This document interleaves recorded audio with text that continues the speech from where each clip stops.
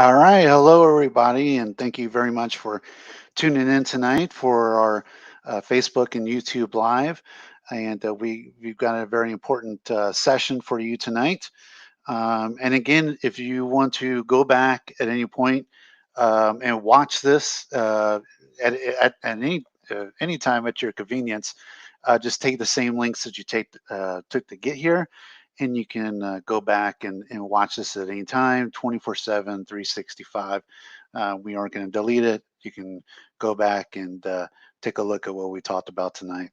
All right, so we have a very special guest with us. He is the superintendent of schools for East Central ISD, Mr. Roland Toscano. And Mr. Toscano, how are you doing this evening? I'm doing fantastic, Brandon. It's good to see you. It's good to be with the community this evening. All right, I know we got a lot to cover in a small amount of time, so I'll let you jump right in. Yeah, thank you, Brandon, and folks joining tonight and watching the recorded audio here. We really just want to bring you up to speed on where we are with this particular surge of the virus.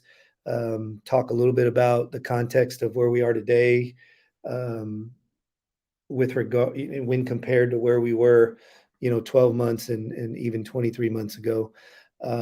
But also want to refer back to the tools that we've been using during the entirety of time that we've been experiencing this pandemic and attempting to manage through it.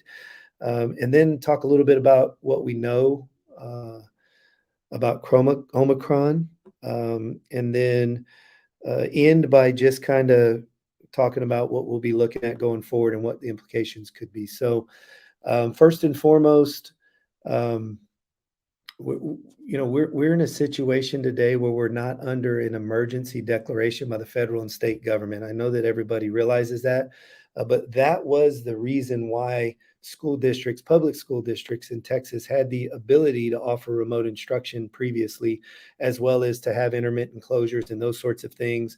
We were held harmless for funding, and because of that disaster declaration, TEA had a lot of authority to give us a lot of discretion and flexibility. We don't have that today. Additionally, while we have continued to strongly encourage masking, due to the governor order that has been in place, GA 38, we do not have the authority to mandate mask. And let me restate, we are strongly recommending masking along with all of the other risk mitigation protocols that we all know now, 23 months into this pandemic, that taken together make a difference. Additionally, uh, public schools are taxpayer funded, and we by law have an obligation to provide face-to-face, in-person instruction for every child, and we have to do that. And so our job now going forward is to find a way to do that safely and to find ways to continue to offer face-to-face instruction for every child. Some of the things that have worked for us in mitigating occasional encounters with COVID for individuals and whether staff or students is that for students, we've been able to offer remote conferencing. And for employees, we've been able to offer temporary remote work assignments. And I'll get a little bit more into that later. But before we get really into the dashboard and some of the tools that we've been relying on, I also want to point out that what we're hearing from public health officials is that 23 months into this pandemic, they're really starting to talk about COVID no longer as a pandemic, but rather an endemic disease.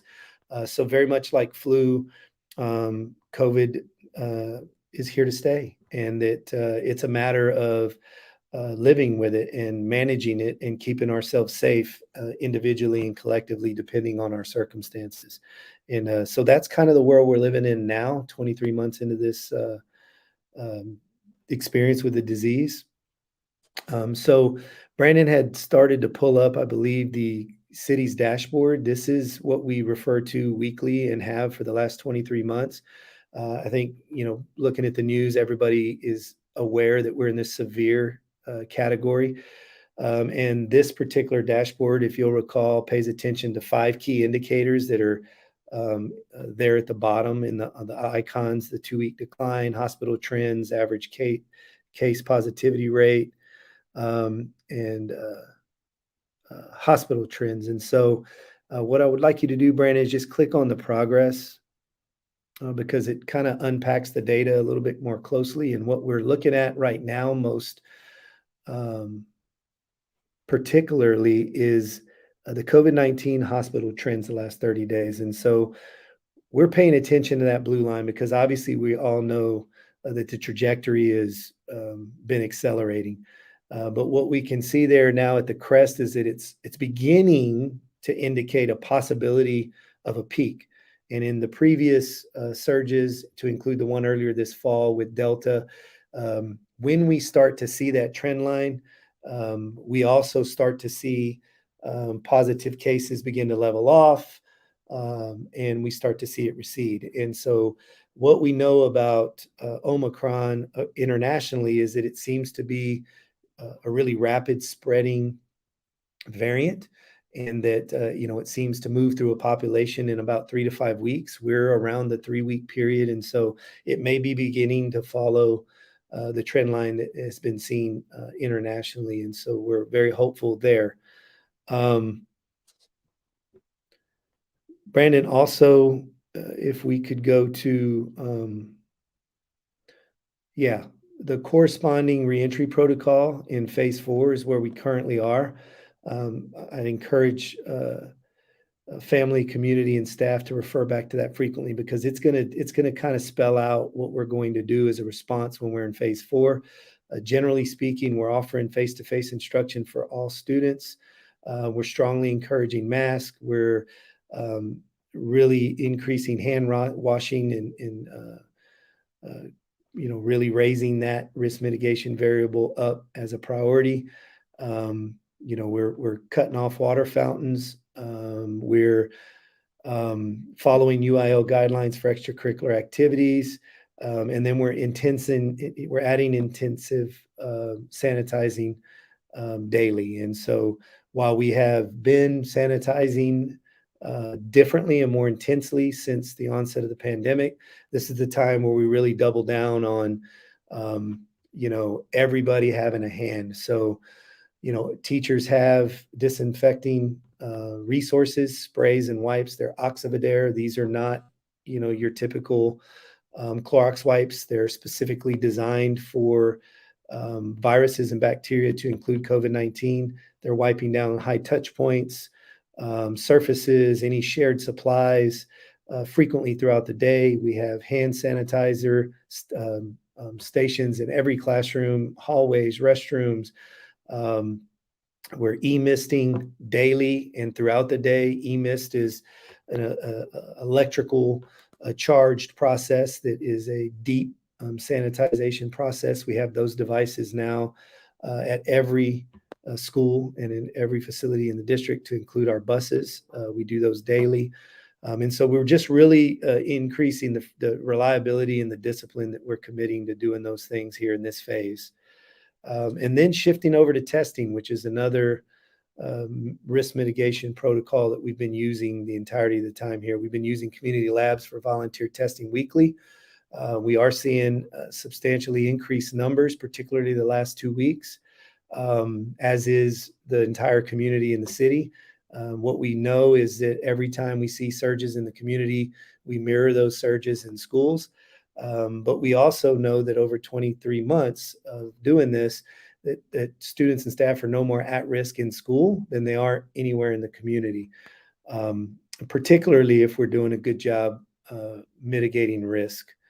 The thing about testing here in the city, as you've probably seen in the news, is that the demand for testing has increased, and there's been challenges with getting tests across the city. Some of those demands have created challenges in the labs across the city, and labs that are utilized nationally to get results. And so some of our results have been delayed, and that's been an issue for us. Most recently, we've requested rapid tests that we could administer on our own on a case-by-case basis when these kinds of things occur. And so we'll be deploying those next week. But we will be continuing with community labs testing district-wide on Mondays. Keep in mind, this coming Monday is a holiday. So we'll pick that back up the following Monday. And then as far as Omicron, not speaking as a health authority, and acknowledging that COVID-19 is serious and continues to be. There's some things that have been reported in the media that we've heard from Metro Health, that the CDC has published, that Omicron is as virulent as any of the other variants, but our population has a larger percentage of folks that have either recovered from a previous strain of the virus and have developed some degree of immunity, and or have been vaccinated and or have been boosted. And so as a generalization, because of that condition in the entirety of the population, Omicron seems to really move through a person and a population pretty quickly. When folks are have some immunity or have been vaccinated, that in many cases, what we're hearing from families and from staff and from medical officials is that folks are exhibiting very minor symptoms and in many cases are asymptomatic.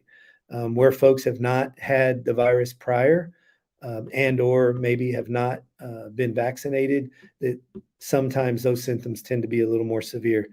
And so generally speaking, while it's not a guarantee that you won't get the virus, spread the virus, or become very ill from the virus, if you're vaccinated, have recovered from the virus, and or have a booster, you tend to be less at risk. This Omicron is moving through the population very quickly. It seems to be transmitted more easily than previous variants of the virus. I heard today from a physician who said that the CDC is beginning to conclude that it's not a matter of if you have gotten Omicron, it's a matter of when you will get it, and that it's pretty much going to blow through the entire population in a 2.5 month period. And again, many folks, depending on their previous history with vaccines and the virus, may not ever know that they've caught the virus and such. Additionally, I read today the CDC published that if you've got the vaccine previously, the efficacy now has dropped to 30%. But if you've got the booster in addition to the vaccine, the efficacy is 65%. So that still means that you could certainly catch the virus and become ill from the virus. It just decreases the probability that that's the case. And so we will be continuing to offer vaccination clinics. We'll offer boosters. We're working with different organizations to bring those into the district and offer those more frequently. We will get that information about dates and locations out as soon as we have those. In addition to that, something that's come out is reiterating that if you have any symptoms or your child has any symptoms, particularly a fever, and you are suspecting that perhaps they've caught the virus, go ahead and keep them home. What's been happening is folks are seeing symptoms with their children or themselves. They take a test and then they go ahead and come to work or send them to school and wait for the results, only to find out in some cases that they're positive, but they've been at school for a day or two. So just our nurses in the district are encouraging folks to stay home until we can confirm one way or the other, but also to reach out to our nurses and just for consultation purposes to explain what's going on, keep us in the loop, and maybe we can help facilitate some of the support that you need. And our nurses are doing the best they can. They've been doing their job along with contact tracing and all that this is required for almost 2 years now, and they've just done a phenomenal job. But they've been overwhelmed from time to time, and so a little patience. They're definitely will return your emails and your calls and get the care and information that you need. As far as remote conferencing that I referenced earlier, I see a lot of questions about that. While we cannot offer remote learning, we can offer remote conferencing, which is a temporary ability to access through Google Classroom with some synchronous support school instruction. And this is if you have a qualifying condition. Currently, most of the qualifying conditions are COVID related. Statute allows for a maximum of 20 days throughout the entire school year. So as long as your child doesn't exceed 20 days, they can access remote conferencing. And so the thing about remote conferencing is it's definitely not as effective as in-person instruction. So it's a way to ensure continuity of instruction and that we don't create, huge gaps in learning for your child while they're out with a qualifying condition. And so they don't necessarily need a positive test. There's a process to just go through the campus nurse, explain the circumstances and whether they've been in close contact, exposed, exhibiting symptoms, and or have had a positive test, and we'll work to set that up for you. And again, it's a temporary situation, no more than 20 days throughout the year, and that's the extent of a remote learning option that we have available to us at this time.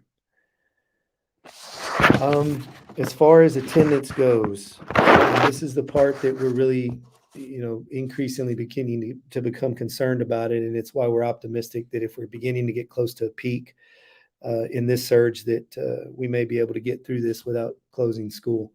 Our student attendance has been around 84% on average the last 2 weeks. We usually average 93 to 94%, so it's certainly down. But that's a large percentage of students who are here safely and are here every day for face-to-face instruction. As far as staff goes, we're also seeing anywhere from 10 to 15% of our staff that are out.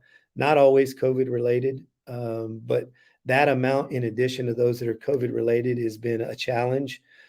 We don't normally have that number of staff not in attendance on any given day, and then that's compounded with sub-fill rates here in East Central and across the city and state are hovering around 50%. So the issue becomes if we have too many staff out at any particular campus or district-wide, and we don't have enough staff to fill those positions, it becomes an issue of us not being able to operate effectively and much less safely. And so I would say that today and yesterday were very concerning days. We had between 80 and 100 positions that were unfilled, and so we had to consolidate classes. We had to send staff from all over the district into schools to support instruction and supervision of students. And so if we're to string together several days like that, we might find ourselves in a position where we would have to temporarily close down for a few days until we can effectively operate. And so we'll be monitoring that closely early next week. And if these things continue to be the case, then we'll find ourselves in that situation.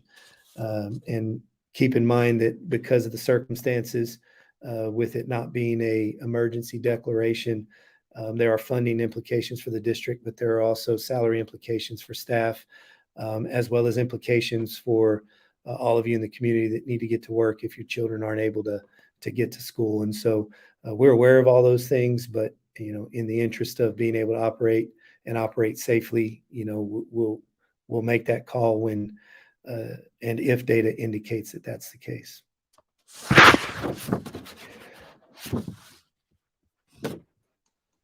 All right. So just to recap certain things, I did really like or not like, but I really did use this as a source, the TEA public health guidance. And I also posted it in the chat as well. And so this kind of gives, an overall indication of what school districts, not just East Central, but, school districts all around the state are having to do. And so it's pretty important to kind of check this out as well. And then just to recap, you did mention that there is a possibility of a school closure if operational needs are not met, correct? And that would just be a short-term day or two, something like that, if operational needs aren't met. Yeah. So, again, while we're all dealing as a community with COVID-19 again, and we'll surely deal with COVID-19 for the rest of our lives, we're going to see these kinds of things happen 2 or 3 times a year into the future. And short of a disaster declaration, we're going to continue to operate, and we've got to do it safely, and we've got to do it effectively. And so, our staff and our students are no less safe in our buildings as they are anywhere in the community. And so closing down for the sake of trying to increase safety does not seem to be consistent with the data that we see and with the guidance that we get from medical professionals and different governing bodies that we've been relying on the entire time.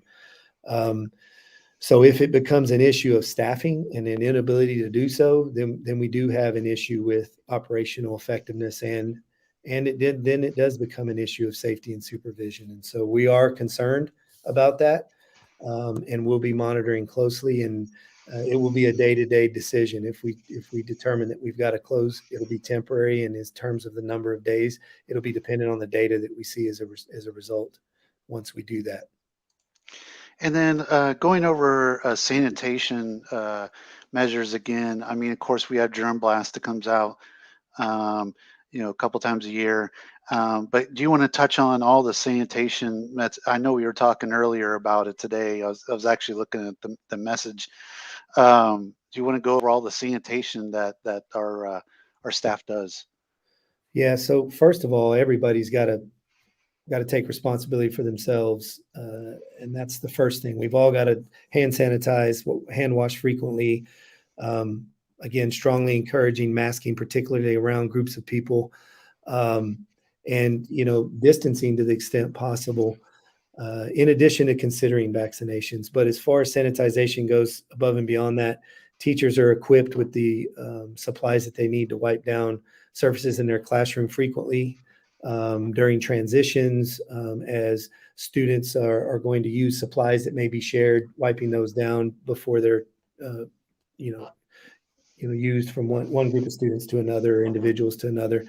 All of our classrooms, hallways, restrooms, common areas all have hand sanitizer dispensers, and then custodians throughout the day are using the eMist equipment, which is an electrostatic technology that kills everything, to include COVID-19. That's a deep cleaning piece of equipment, and that happens throughout the day, particularly in high touch areas and common areas, in our buses, et cetera. And then after hours, all of those areas are emisted again: playground, cafeterias, all the areas that are utilized throughout the day in preparation of the next day. And in addition to that, we have Germ Blast, who we contract with, that comes out and does a similar process and then some to e-misting, but they do that district wide when we're not in the buildings. And we do that in the fall and the spring, and then we have the ability to bring them back to specific areas of the district or district wide if the need presents itself. And then as far as air quality, we have continued for the last 2 years. We start all of our HVAC systems 2 hours before anybody enters the building to circulate the air and to cycle the air such that we have fresh air into the buildings. And so those things are part of what we do in a multi-pronged effort to sanitize. And again, that's only as good as us individually doing the things we need to do, keeping our hands out of our mouth, washing our hands frequently, coughing or sneezing in another direction. And of course, if we have any symptoms or feel that we've been exposed, that we get that attention and stay away until we can verify. Do you happen to know, and maybe even guesstimate, vaccination rates across for staff across the district or even by campus? I probably don't have that information right in front of you right now, but anything you can offer in terms of vaccination I rates. can offer what Metro Health reports for adults. It's about 65% in San Antonio. And then adults are considered, that number I believe is considered 12 and up in the data. So 65 to 70%. And then for 5 to 11-year-olds, it's about 10%. This was reported by Metro Health this week. So I would assume something similar in the district. We felt like we were around 70% of staff late in the spring of last year, but we We don't ask for vaccination status and nor require that. So Mhm. we can't confirm. Yeah. And then wanted to ask too, uh, I mean, we talked about sanitizing before, restrooms and stuff like that. I'm assuming obviously the clinics themselves, are routinely sanitized. Um, so, I mean, anything else in regards to that? Anything we might have missed in regards to sanitation? I know the clinics are definitely, I would be up there. Yeah. So everything that I've described, that's in every single space in all of our buildings. And then when Germ Blast comes in, they do the ATP testing, which is essentially determining if there's any cellular energy, anything living, if you will, on any surfaces. And um, we've been collecting that data, and we saw over the course of the last year and a half that those numbers dramatically decline with everything that we've been doing, and we're still seeing that consistent data from fall testing. And in about a month, unless we bring them back in between that time, we'll see an update on that testing, that ATP testing from Germ Blast. Uh, uh, uh, Going back to when we were doing all remote learning, do you want to touch on academic performance, attendance? What happened with education during that time of remote learning? Yeah, so students struggled with remote learning. Staff struggled to deliver remote learning concurrently with face-to-face instruction. About 10% of the student population who um, stuck with remote learning were successful at making the academic progress we would expect. About 90% of those were not. It's also been clearly documented, not just in East Central ISD's community, but across the city, state, and nation, that it affected students socially and emotionally.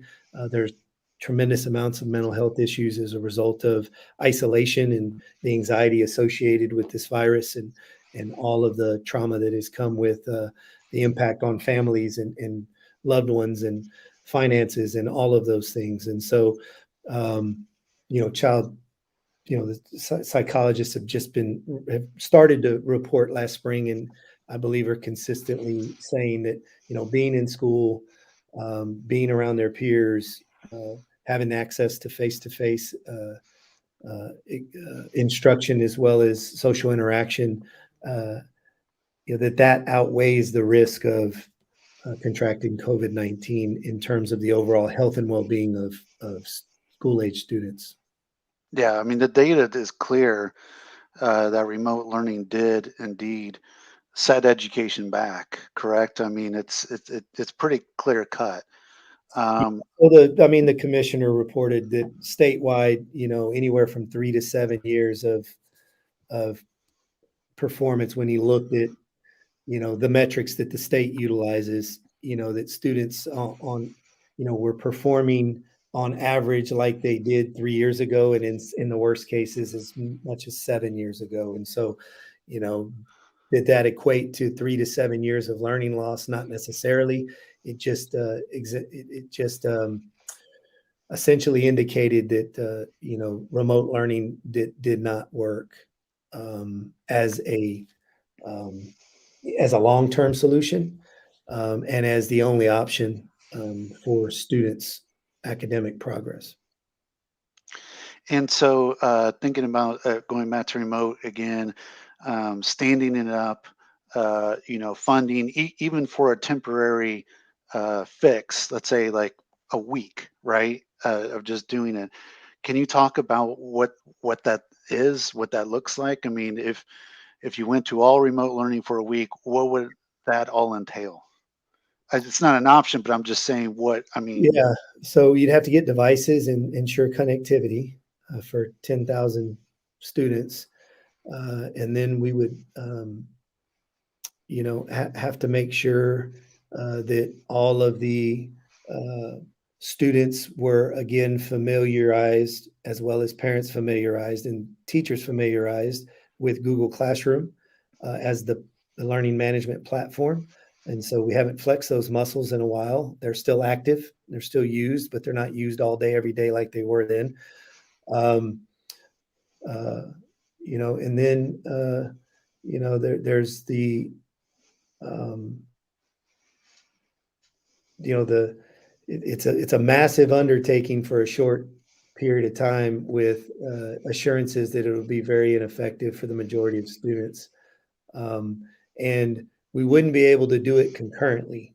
And I know that this is a hypothetical question because we don't have the option.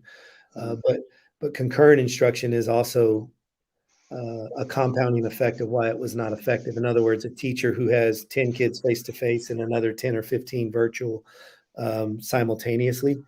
And so in order to deploy, pure remote learning for all, is going to be a huge challenge to set everybody up and to make sure we have enough devices and connectivity and accessibility and equity and much less inequality. Yeah. And again, I mean, I could certainly understand safety, but the data just isn't there in terms of remote learning being positive for our child's education.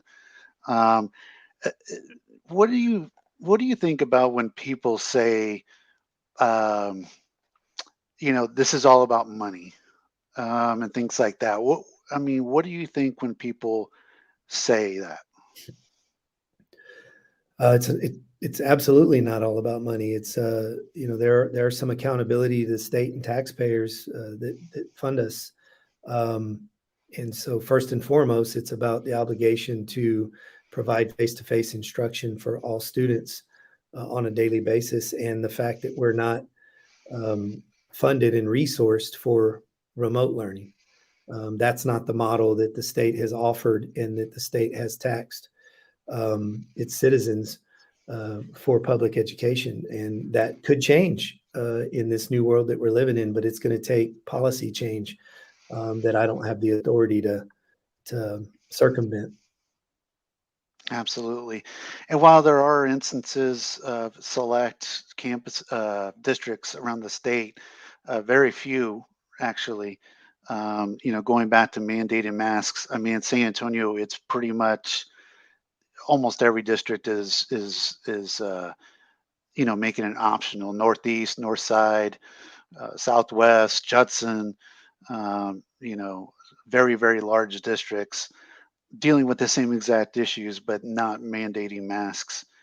Yeah, I mean, Um, that just all comes down to the governor's order and what we all have been seeing in the news that, it's in litigation. It's gone from the attorney general to local precincts, and now it's in the Supreme Court. And, it's this back and forth. Do you have authority? Do you not? And we did mandate mask early, and then we're, denied the authority to do so. And then it was given back, and then it was taken away. And the reality of the situation is, listen, mask can help when taken together with other risk mitigation protocols. There's certainly plenty of evidence that say that masks alone are ineffective. But taken together with all other risk mitigation variables, they seem to make a difference. And even then, there's no guarantee that you won't catch the virus, get ill from the virus, and spread the virus. But it just increases the probability that you're in a better place. So we do encourage masks, but we don't mandate them because we don't have the authority to do that. real quick, I know going back to staffing and substitutes, want to bring up uh, our webpage. If you're interested in being a sub, we'll take you. So go to ecisd.net, which is our website. Go down to the very bottom under careers, and then there you'll see a button for substitute for ECISD with ESS. ESS is the agency, right? I mean, we contract through an agency for the substitutes, or what is ESS? Yeah, ESS is a partner of ours that handles all subs. They have the ability to offer incentives, to offer 401k, to offer some things that we don't, to make at least the compensation for subs a little more appealing. They also have the ability to expedite the process and to do some recruiting and to even offer compensation incentives for folks who can recruit others um, into the pool. And so we, along with every district in the city, are really, um, putting out an all call for folks that are interested, even if just for a short term, to support us with substituting. And again, once you're on the list and you sign up and you're qualified, which you don't have to be teacher certified and you don't have to be degreed. You do get paid more if you're degreed, but you don't have to be.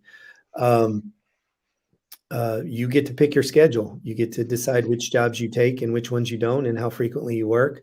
And so there's a lot of flexibility, and it's it's a it's definitely a need for us. So we'd love for you to consider that. All right, so give you a quick second, Mr. T, to catch your breath, but I do want to point out again, ecisd.net. Scroll down to the very bottom, careers, and then you'll see substitute. You can apply as a substitute. Another thing I want to show too, as far as the website, would be ecisd.net/health. That's a worthwhile page to bookmark. This is where we're putting everything health related. You can see our school opening protocols, which we covered earlier. Uh, Testing information, coronavirus case numbers for the year. So this is a really good page, maybe to bookmark and come back to, because we're always adding information on here as it comes. And so that's another important part of the East Central ISD website. Superintendent Toscano, is there anything else you would like to add, just in general, in this topic of COVID? Yeah, just appreciate your patience. It's a very emotional topic. It's been something that we've all been impacted by personally, and professionally, and as a community, and essentially as a country. And we learn something new every time we have an experience with a new variant. And again, it's unfortunately it's here to stay. And as a public school system, it's our job to educate our children and to be available uh, to serve the community and its education needs. And we're funded by taxpayers. And there's risks for all of us who work in schools, just as there are risks for all of us who have to work in the public in any profession. And so, I would offer that, like frontline healthcare workers and first responders, that teachers and educators are critically essential to the well-being of our community and our children's futures. And our people have stood out there in the gap from day one. We've done everything that we can to keep ourselves safe and to keep your children safe, but to be able to serve you. And I want to acknowledge staff across the district, across departments and roles. This has not been a staff that's complained, that's wavered. They've struggled, and many have become ill from time to time and struggled in the anxiety associated with this, compounded with the work that we do, and the challenges that it's placed on all of us personally. But it's what we signed up for, and we're here to serve your children and serve this community, and we're going to do everything that we can to continue to do that in the best way, and in the safest way.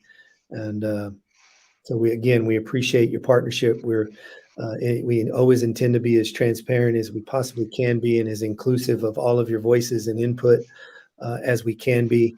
There are a lot of things that we can control, and there are a lot of things that we can't control. And we focus on the things we can control and make the best out of it for our kids and our community and our staff. And we'll just continue to do that.